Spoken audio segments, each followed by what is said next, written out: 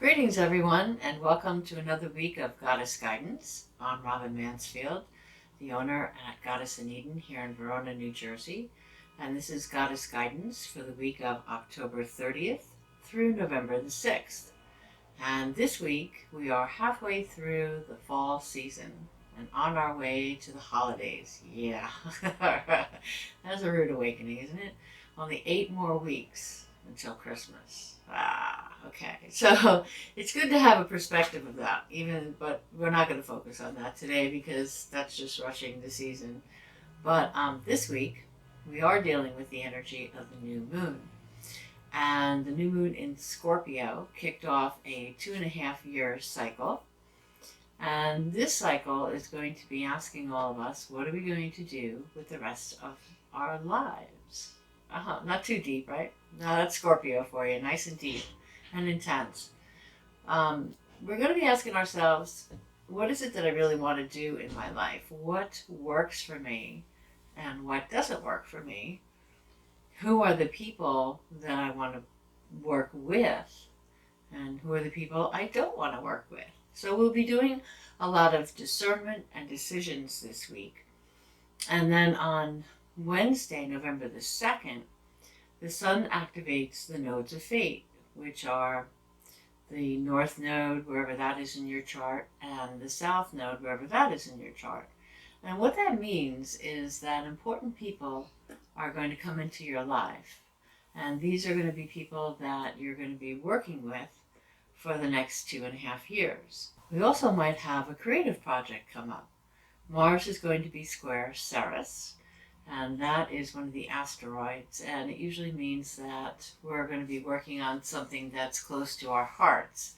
Now, there's a lot of other planets that are also activated this week by the node, activating the nodes of fate this week. Mars is going to activate the nodes of fate and give us some action. So we're going to take action on whatever it is that comes our way, maybe that creative project. Mercury also activates the nodes of fate. So we'll probably be talking about the project that is going to be on our minds for the next 2.5 years. And that project might be just yourself and what you're going to do with your life, not necessarily a quote-unquote project. Jupiter is coming in to activate the nodes of fate as well. And that's about good luck and expansion and joy and happiness and courage. So you're going to have some courage to help you pull this off. And then Venus, of course, is going to also activate the nodes of fate. It's a very big day. And Venus is about what is your passion? What is it that you really want to accomplish? Yeah, they all have something to say this week.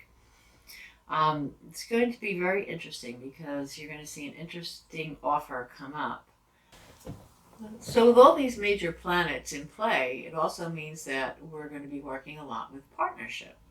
And that means who am I going to be working with and how am I going to be working with them? But it's also about freedom, okay? Because Mercury plays a very big part here. And Mercury is going to show us how to communicate that we need to be our individual self while still being in partnership. So that's the freedom to allow yourself and the person that you're working with to be themselves, but yet still work in partnership. So that's going to be a big theme this week. And there's going to be some goddesses that are going to help us with that, of course.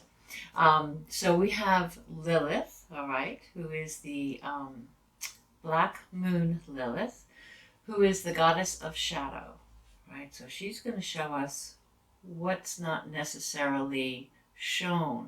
What is it that we have hidden that we need to bring to the surface so that we can work in conjunction with other people on a healthier, more balanced level, right? So Lilith is going to be here for that.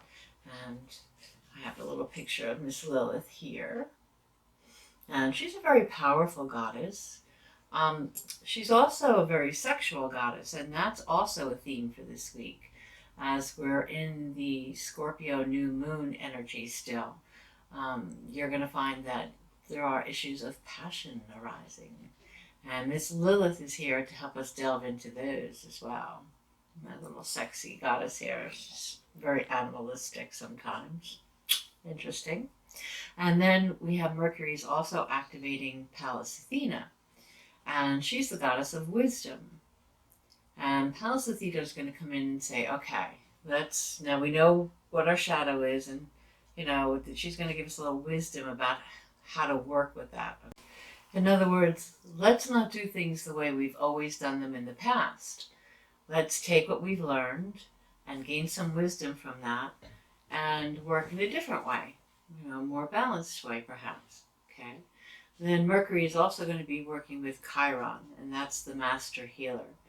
So if you look at your chart, your astrological chart, and see where Chiron is, this might be the house, whatever house that Chiron is in would be the area where all of this is going to develop. So for instance, if Chiron is in your 7th house, that's the house of relationships. And so that's where all this is going to activate, okay? If Chiron's in your 10th house, so to speak, then it's going to be working all these issues out in your career.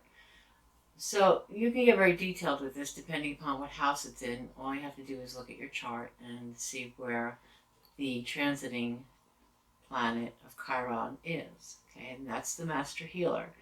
So working with all of these energies, we're going to look at our shadow. We're going to use some wisdom to see how we can resolve some issues. And then Chiron is going to help us come in and heal all of this. All right? So it's going to be a pretty powerful week. But that's Scorpio for you. Pretty powerful. Very interesting. So the rocks that we're going to use this week, okay, are going to be the garnets. All right? Now, garnets are awesome, awesome rocks. And the reason why I love them so much is not just because they're my birthstone, but because there's so many varieties of garnet. There's so many different colors and varieties, and they all do something a little bit different. Garnets are very grounding. Okay, they work a lot with the Earth Star chakra, which is at the bottom of your feet. And they also work with the heart chakra. And they help you manifest your desires. So you can see why garnet is going to be a very important rock for this week, because that's what we're talking about. What is it that we want to create for ourselves in the coming 2.5-year cycle? So garnet is going to help us get down and get to the earth of it and get down to the root of it and see what it is that we really, really want. Okay, and then it helps us manifest our heart's desire, because it works right up, it comes up through the earth, it comes through that 1st, 2nd, and 3rd chakra, okay, and then it comes out of the heart chakra. Now you could use a lovely almondine garnet, which is this color, okay, it's this rich brown with lots of veins of red and cream and real juicy, dark yumminess, okay? Or you could go into the abundance aspect of it and use some black garnets, which are really interesting. Harder to find, okay? Also a little bit pricey, but well worth the investment. They really dig into that Earth Star chakra and root you into the earth where all things manifest. Okay.